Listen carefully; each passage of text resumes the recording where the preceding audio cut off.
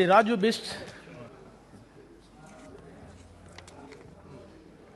आपका बहुत बहुत धन्यवाद सर, इस महत्वपूर्ण विषय पे आपने मुझे बोलने का समय दिया। और हमारे जैसे क्षेत्र विशेष करके दार्जिलिंग, कालिम्पोंग, सिलीगुड़ी के लिए और भी महत्व का विषय बन जाता है, क्योंकि हमारे क्षेत्र को पिछले 65 साल से ठगा गया है। हमारे कांग्रेस के साथी, यूपीए के साथी भी हमारे बीच में हैं।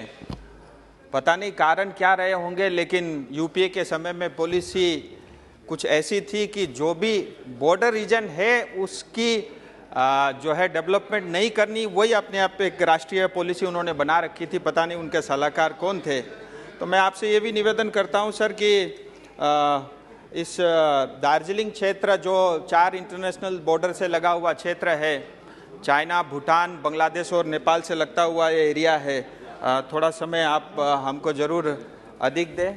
सबसे पहले तो मैं आदरणीय प्रधानमंत्री मोदी जी और नितिन गडकरी जी का बहुत आभार व्यक्त करता हूं कि आप लोगों के मार्गदर्शन में और लीडरशिप में पिछले 7 सालों से नॉर्थ ईस्ट जैसे क्षेत्र या बॉर्डर के जितने भी रीजन है, हिमालय रीजन में बहुत तेज़ी से विकास हो रहा है। और वो सब आंकड़े भी हमारे समक्ष उपस्थित है जो उसको सत्य करती है। और हमारे मंत्री नितिन गडकरी जी हमेशा एक बात बोलते हैं, बहुत हम सबको प्रेरणा मिलती है। लोग कहते हैं कि अगर हमारा देश विकसित होगा तभी हमारी सड़कें अच्छी बनेंगे, लेकिन वो हमेशा एक बात कहते हैं कि अगर हम अच्छी सड़क बना सकते हैं तो देश अपने आप जरूर विकास करेगा। सर, जैसा कुछ सांसदों ने कहा कि अमेरिका के बाद दूसरा सबसे बड़ा विश्व का सड़क नेटवर्क भारत का है और 65% के आसपास जो है गुड्स का ट्रांसपोर्टेशन हम सड़क के माध्यम से करते हैं और आज भी 90% से ज़्यादा पैसेंजर जो है ट्रैफिक सड़क के माध्यम से ही होती है। 2013-14 तक जहां रोज़ 12 किलोमीटर की सड़क बनती थी, आज 37 किलोमीटर तक हम पहुंच गए हैं और पिछले 7 सालों में 300% से ज़्यादा की वृद्धि इसमें हुई है। अगर इसी तेज़ी से हम आगे बढ़े तो एक दिन हम अमेरिका को भी पीछे छोड़ देंगे। आप देखिए सर, 65 साल तक जब यूपीए या कांग्रेस का शासन रहा तो देश में करीब 90,000 किलोमीटर का नेशनल हाईवे था। आज 7 साल में बढ़ करके 1.5 लाख किलोमीटर का हो गया है। ये अपने आप में दर्शाता है कि किस तेज़ी से यह सरकार जो है काम कर रही है। और सरकार के साथ साथ इस मंत्रालय से जुड़े हुए सभी अधिकारियों का भी मैं बहुत आभार व्यक्त करना चाहूँगा। इतना ही नहीं sir, green environment, green technology को भी बढ़ावा दे रहे हैं जिससे कार्बन फुटप्रिंट कम हो।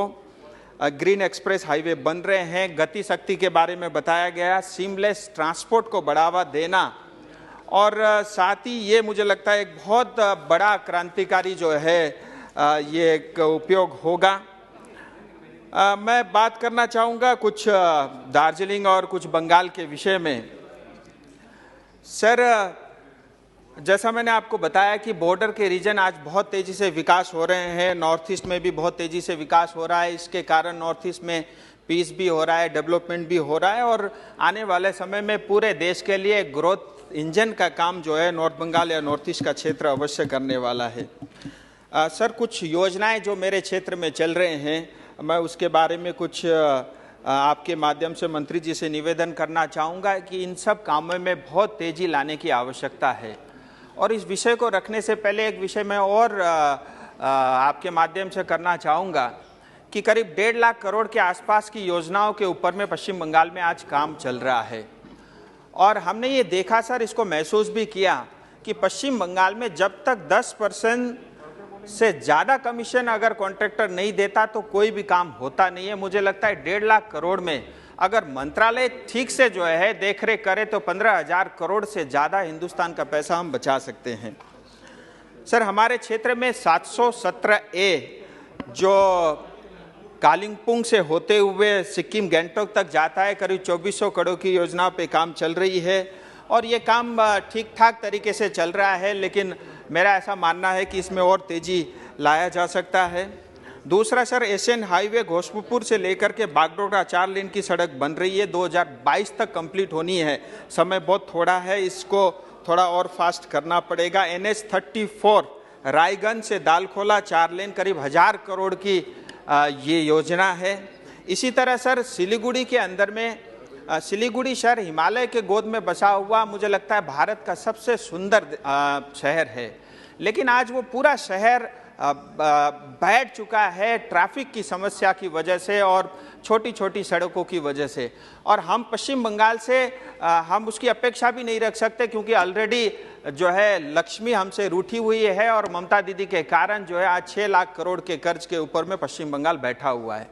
सर, एक योजना आपने जो है इसकी स्वीकृति दी है, मैं इसके लिए पहले तो बधाई देता हूँ मंत्रालय को। बालासन ब्रिज से लेकर के सेवक आर्मी कैंटोनमेंट एरिया तक सारे 12 किलोमीटर का जो है 4 लेन या कहीं कहीं 6 लेन जो है एलिवेटेड रोड बनना है। करीब इसके लिए 990 करोड़ रुपए की स्वीकृति जो इसी बजट में हुई है। मैं चाहता हूं सर ये काम जल्द से जल्द हो और इसके कारण सिलीगुड़ी का करीब 80% जो ट्रैफिक की समस्या है वो हमारी अच्छी हो जाएगी। इसी तरह सर आज देखिए दार्जिलिंग जाने के लिए सिलीगुड़ी से जो रोड जाता है, सारे रोड जाकर के आधे रोड यानी करशंग में मिल जाते हैं, उसके बाद एक ही रोड होता है और ये अंग्रेज के समय से वही रोड बना हुआ है। हमने एक मांग की थी कि दार्जिलिंग तक पहुंचने के लिए सिलीगुड़ी से अल्टरनेटिव एक हाईवे बने, उसका जो है अभी डीपीआर स्टेज पे है। मैं चाहूँगा कि उसका भी काम जल्द से जल्द हो।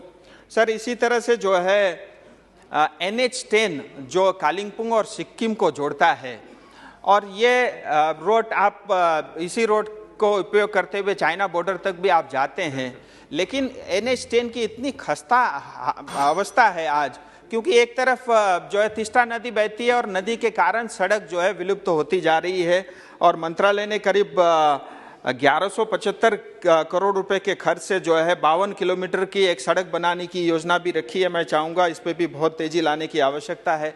सर इसी NH10 में आगे चल के जब एक कोरोनेशन ब्रिज आता है और मंत्री जी हमारे बीच में बैठे हुए, उनको ये अच्छे से जानकारी है, ये अंग्रेज का बना हुआ कोरोनेशन ब्रिज 100 साल हो गया सर, और कभी भी जो है ये किसी बड़ी घटना को अंजाम दे सकता है और बहुत ही खस्ता अवस्था में ये कोरोनेशन ब्रिज है और मंत्रालय ने इसकी भी स्वीकृति दी है।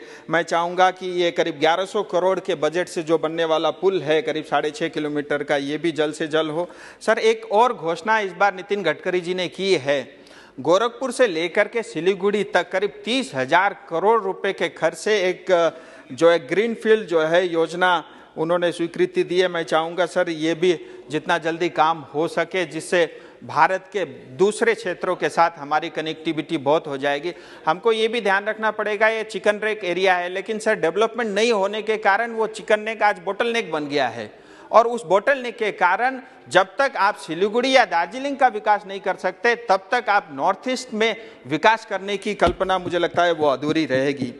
इसके साथ ही रेलवे ओवर ब्रिज और अंडर ब्रिज के करीब 8,000 करोड़ के काम है, वो भी मैं चाहूँगा जल्द से जल्द हो। सर 2 बातें आपके माध्यम से मैं मंत्री जी से रखना चाहूँगा। सर जैसे मैंने कहा सिलीगुड़ी शहर आबादी बहुत तेज़ी से बढ़ रही है और मैंने मंत्री जी से एक निवेदन किया था कि सिलीगुड़ी के चारों तरफ एक रिंग रोड बने जिस तर्ज पे दिल्ली में बना हुआ है, तो इसकी फिजिबिलिटी जो है वर्कआउट हो रहे। मैं चाहता हूं कि ये काम हमारे क्षेत्र के लिए जल्द से जल्द हो। और सर अंत में एक विषय और है पर्वतमाला योजना, क्योंकि मैं पहाड़ी क्षेत्र से आता हूं और हम सब जानते हैं बहुत कन्वेंशनल ट्रांसपोर्ट के माध्यम से पहाड़ के बहुत सारे क्षेत्रों तक नहीं पहुंचा जा सकता और इस योजना के अंतर्गत 3 स्थान पे दार्जिलिंग में सिंहबाड़ी से लेके सिंगला और बतासे से लेकर के रॉक गार्डन और तुंगसुंग से लेके पांदन तक मेरी इच्छा है कि हमारे दार्जिलिंग के लिए ये 3 रोपवे बने और इसके कारण जो हमारे लोकल लोग हैं, सर मैंने पहले ही कहा था बड़ा सेंसिटिव एरिया सर, बस 2 मिनट मेरी ये इच्छा है सर कि ये अगर ये 3 रोपवे बनते हैं जो 3 से 4 किलोमीटर के डिस्टेंस वाले होंगे, इसके कारण सर टूरिज्म भी बढ़ेगा और लोकल हमारे वहाँ के लोग हैं उनको भी उसका बहुत फायदा होगा। और इतना सारा विषय रखने के लिए सर मुझे आपने समय दिया, मैं आपका बहुत आभारी हूँ। मैं मंत्री जी से अंत में यही निवेदन करता हूँ सर कि खास करके पश्चिम बंगाल को लेकर के केंद्र सरकार से हमारी बहुत अपेक्षा है, क्योंकि हमारी सरकार जैसे हमारे अधीर दाबी यहाँ बैठे हुए हैं सर, कभी भी आज तक 3 साल होने के हैं कोई दिशा कमेटी की कोई मीटिंग नहीं हुई और कोई भी योजना जो पश्चिम बंगाल में केंद्र सरकार के पैसे से होती है उसकी जानकारी सांसदों को नहीं होती। मैं ये भी चाहूंगा कि सर आपके माध्यम से जो है स्पीकर सर ने ये अनाउंसमेंट किया था, उनकी ये योजना थी कि हमारे यहाँ हर महीने दिशा कमेटी। आपने समय दिया, बहुत बहुत धन्यवाद।